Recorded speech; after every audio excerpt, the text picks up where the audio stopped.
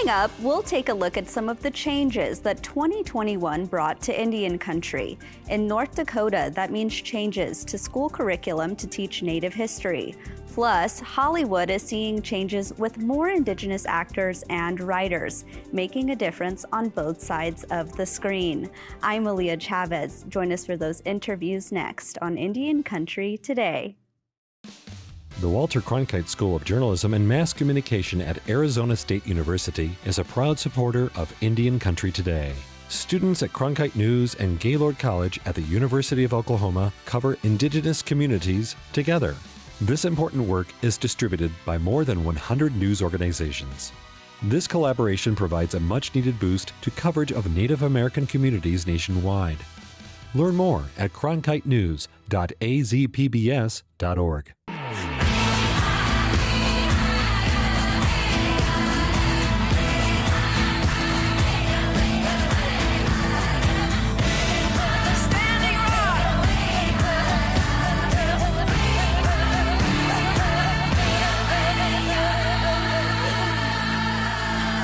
This is Indian Country Today.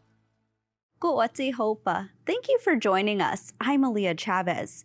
During this holiday week, we're bringing you highlights from past interviews on our newscast. Many guests shared changes that were made in 2021. In April, we learned that North Dakota State Representative Ruth Buffalo authored a bill that passed the state legislature. It requires all public schools to teach Native history, culture, and treaty rights. The curriculum will include 4 weeks of instruction. Representative Buffalo told Mark Trahant about the effort that it took to pass this law. So let me start with kind of a big picture question. Montana was the first state to do Indian education for all, and it really changed the way people see their role as citizens. Is that your hope for North Dakota? Yes, definitely. We're so thankful for the solid groundwork that has been laid before us by neighboring states. And so we're just excited, and we are hopeful that this curriculum will build bridges and bring communities together. Well, what was your reaction from your colleagues in the legislature to this idea? It was a variety of responses. After the 47-47 failed vote on the House floor, March 23rd, we spent about 2 straight hours listening and just really hearing out, from the prevailing side, those that voted against the bill. A lot of their concerns were in the language, and so but we also received a lot of really, really good responses. And so I think people are often fearful of what they don't know or what they don't quite understand initially. And so we're just excited that this is moving forward, and just really want to say thank you to everyone who came out and rallied behind this bill. So we're very grateful and thankful. Well, maybe tell us about the specifics of the bill.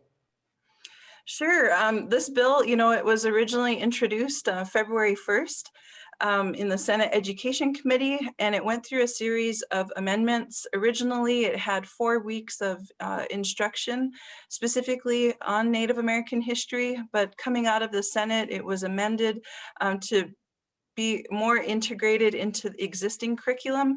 And so through this series of amendments, it was even split into 2 separate parts, A and B, because some of the legislators really favored more the 4th and 8th grade North Dakota Studies curriculum, which is already in existence and is already in law. And so they wanted to build off of that piece of legislature or piece of law. But the second part of the bill was focused more on U.S. history and high school students.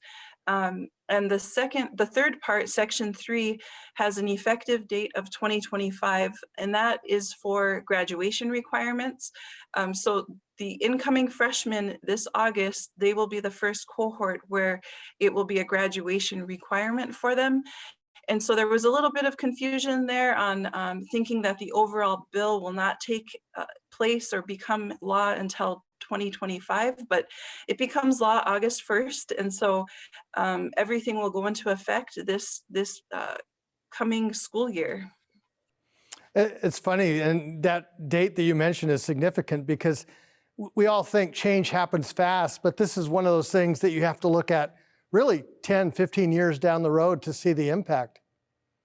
Exactly. And to that end, we're so thankful for former Indian Affairs Commissioner Cheryl Kulas, who had laid the groundwork for this very curriculum in 1991. And so from there, it grew into different areas of resources through the North Dakota's Department of Public Instruction. They now have an Indian Education multicultural arm. And so they have developed the Native American essential teachings, essential understandings, and I have a hard copy of it and it's online. But they spent a lot of time and effort, to grow this curriculum, grow resources to be implemented into curriculum. And the people who provided input to this are elders throughout North Dakota. They had made sure that there was inclusivity and in voices and feedback from all of the tribes within North Dakota. Representative Buffalo says many groups, such as former and current tribal representatives, the Bismarck Public Schools Parent Group, and other Indigenous parent advisory committees, helped get this law passed. The class of 2025 will be the first class required to take these courses in order to graduate from high school. Change also came to the state of Nevada. If you can imagine, until this summer, every night Native Americans could hear a siren go off at 6 o'clock in the evening. That was the warning for all Native people to leave town. The law was still on the books from the 1800s. Stacy Montooth, the executive director of the Nevada Indian Commission, talked to Mark Trahant about this change and other changes. 3 new laws in Nevada are bringing welcome change for tribal citizens that live there. One bill will grant free college tuition to Native students. Another will end the use of Native mascots, and a third will end the so-called sundown sirens, which were used historically to signal all people of color to leave the town after dark. Governor Steve Sisolak signed all 3 bills into law at the historic government-run Stewart Indian School, which was open for some 90 years. Joining us today to talk about these bills and the impact on Nevada citizens is Stacy Montooth. She's the executive director of the Nevada Indian Commission. Welcome, Stacy. Good morning. Thank you for having me on your show. So much news in one day. Let's start by talking about the historical one. What is this sundown siren and how did it come about and why is it so important? That's a great question, Mark.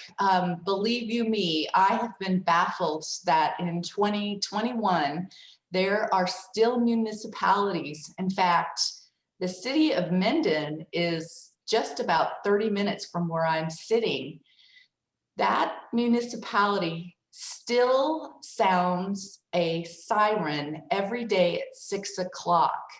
Now, historically, that area had such a practice in order to tell the indigenous people of the area, in this case, it's the Washishishu, the Washoe people, that was their indicator that they had to leave town, that by the time the sun set, all people of color, and specifically the Indian people, had to be out of town. There's been so much work done in, I would say, the last 50 years to try to alleviate this historical trauma. As you can imagine, our elders heard this as small children and they continue to hear it today, even though the leadership in the city of Minden claims that they don't intend it to be any kind of an indicator for Indian people. Has this bill become a teaching moment for the rest of the state to talk about people of the legacy of Nevada and tribal communities there? I absolutely think it is. As the executive director of the Nevada Indian Commission, my charge is to improve the quality of life for the 27 tribal nations, bands, and colonies, as well as the 50,000 urban Indians who make Nevada their second home. And for me, the best method for improving the quality of life is education. And often that means reaching non-Indigenous people. we were absolutely overwhelmed at the outpouring of support for AB 88, which was sponsored actually by a legislator from Southern Nevada. Howard Watts actually represents a district in Las Vegas. Now, I know you're in Arizona and similarly have a large state, so we're talking about a 7-hour drive from where this law, the idea for this bill draft request was initiated to, again, about a 7-hour drive away from where the sirens were taking place. So this was an issue that all Nevadans were talking about. Speaking of education, one of the other bills addresses mascots in public education. A lot of states are dealing with this issue. What's the Nevada approach to this? Thank you for asking, Mark. Currently, we believe that there are 4 public schools, a junior high and 3 high schools within the state of Nevada, which use Native American imagery, likeness, sometimes even, pseudo pan-Indianist songs to promote their athletic department. And so what the state of Nevada has done, again, Assemblyman Watts from Las Vegas, he wrote a law which requires any public school which has a mascot that uses Native imagery to have a transition plan so that that school can move from using, our culture as a way to make certain that they can move forward and change all of their monikers, their language, their word marks. Now, I think what's different about what's happening is in Nevada is we also have a provision in the law which requires that the school district have consultation with the appropriate tribal nation that is based on proximity. And so in a nutshell, what the lawmakers in Nevada have done is tell the school organizers that they have to have permission to continue using that Native American mascot. The third change will grant free in-state college tuition to tribes located in the state of Nevada. The governor, Steve Sisolak, signed all 3 bills into law at the historic Stewart Indian School, one of the former government-run boarding schools meant to assimilate Native children. When we come back, we'll continue our theme of change. This time, we'll take a look at the world of entertainment and see how change has slowly come to that industry as well. We'll be right back.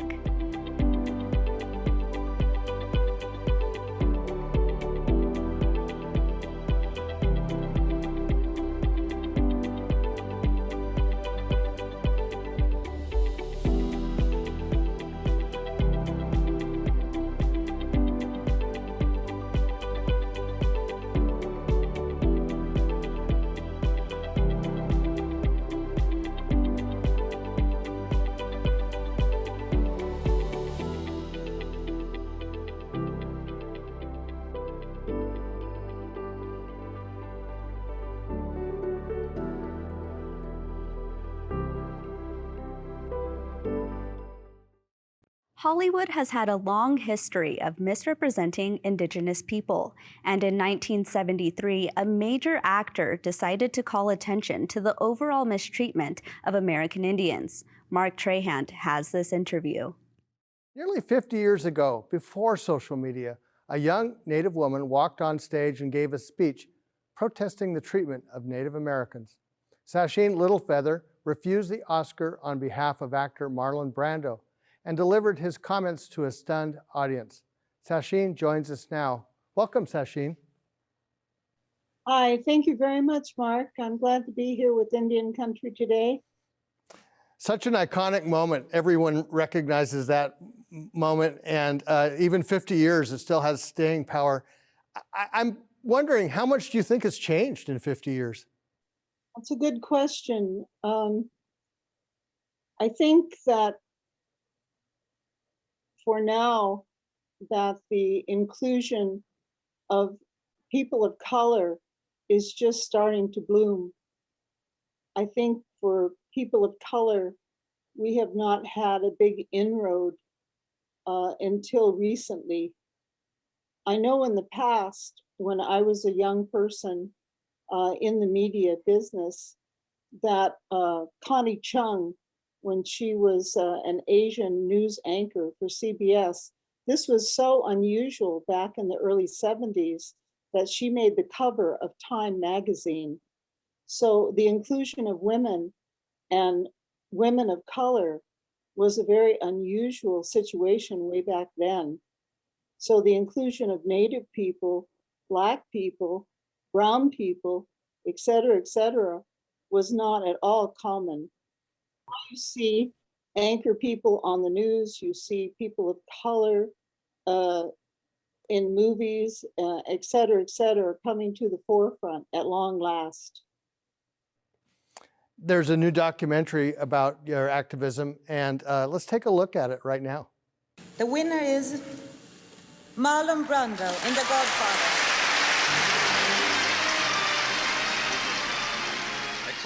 When I went up on the stage at the Academy Awards in 1973, I was 26 years old.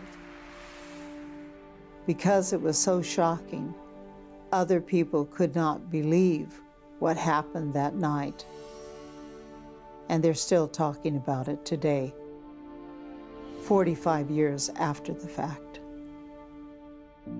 I was the first woman of color, the first Native Indigenous woman to ever make a political statement in the history of the Academy Awards. So much of that night focused on Marlon Brando and what he wanted to say about Wounded Knee. And I think was an important message even now. But I'm also struck by what you did after the Oscars and the conversation you had with people almost immediately after the cameras turned off. Maybe tell us about that. Well, I am the first woman of color, the first Indigenous woman to ever use the Academy Award as a political platform to speak out about the stereotype of Native Indigenous people in film, in media, and in television, and also the recent happenings at that time at Wounded Knee in 1973. Before that, there was a total blackout, a media blackout. And what was happening was that the FBI, not full-blood Indians, but the FBI, the Federal Bureau of Investigation, led by J. Edgar Hoover, was planning on sending everybody who was involved at Wounded Knee to a place like Guantanamo Bay, where they would never be heard from again.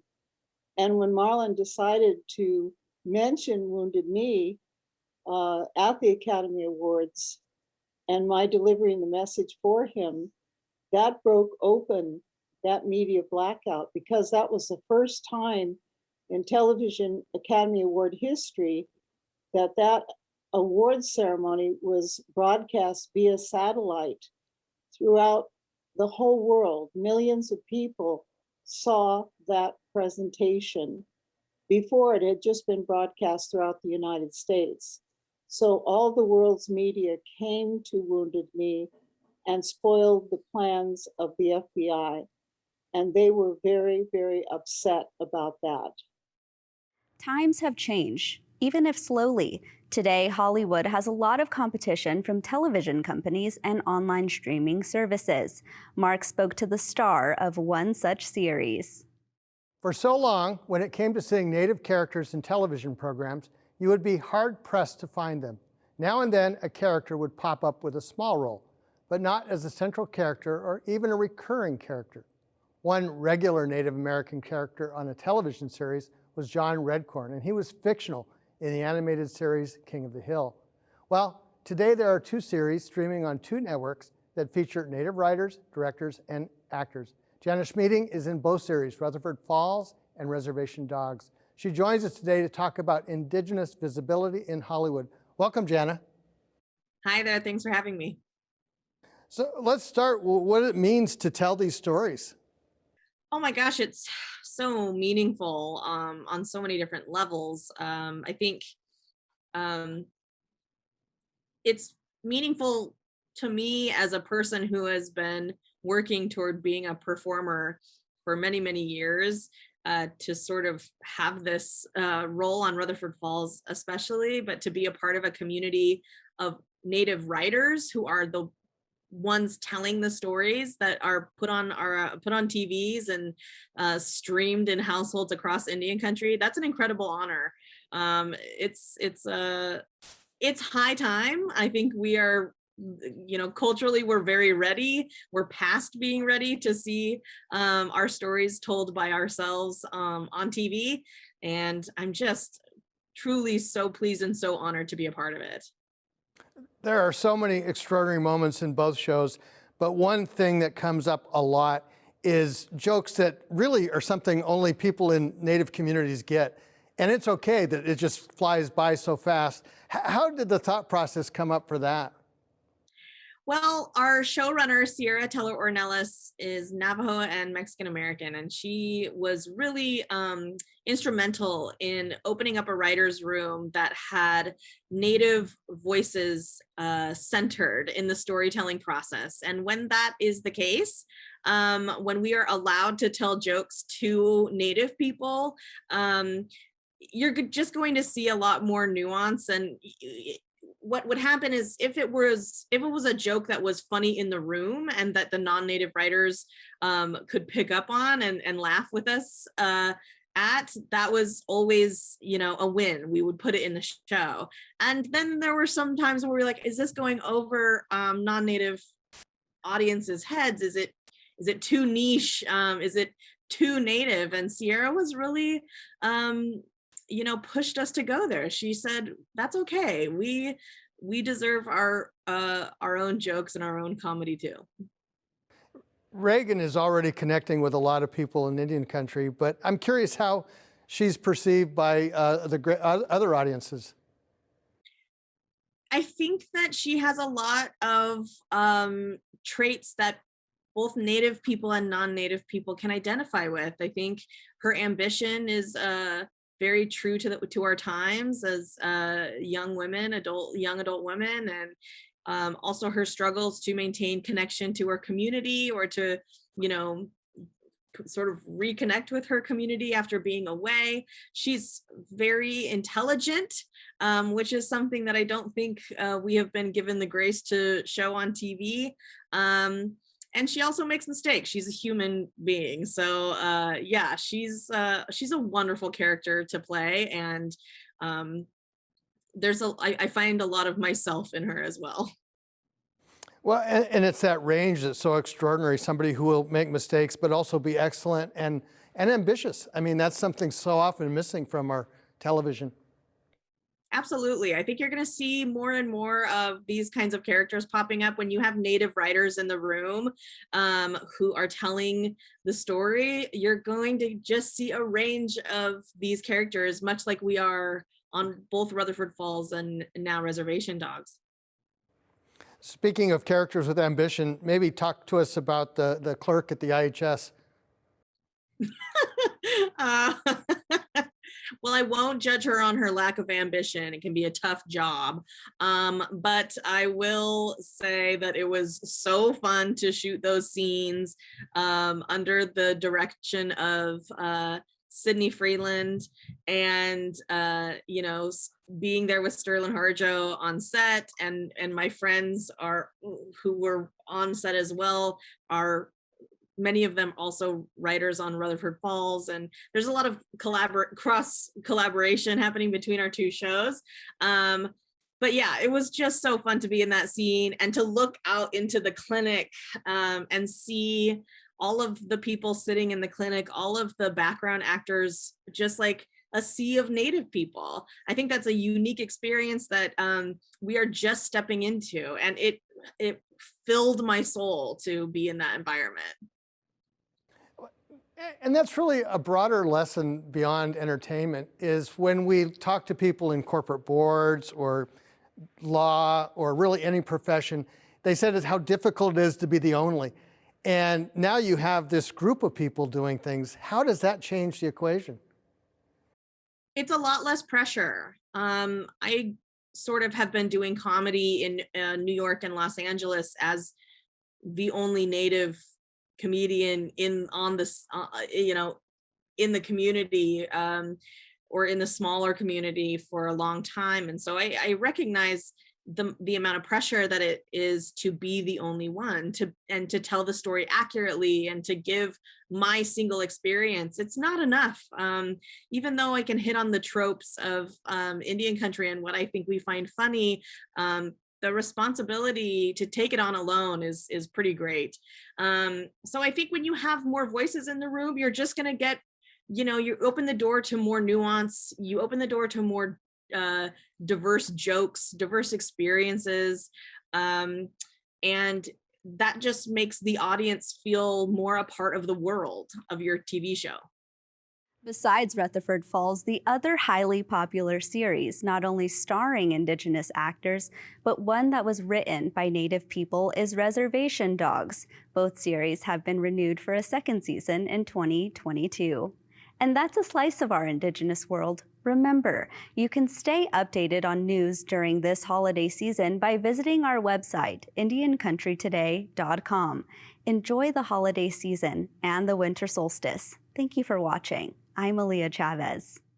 Sometimes you got to take a stand just because you know you can. Oh, you got to run, you got to run.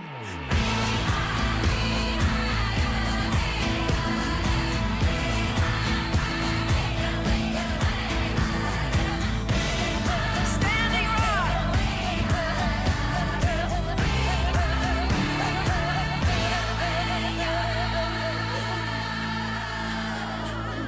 This is Indian Country Today.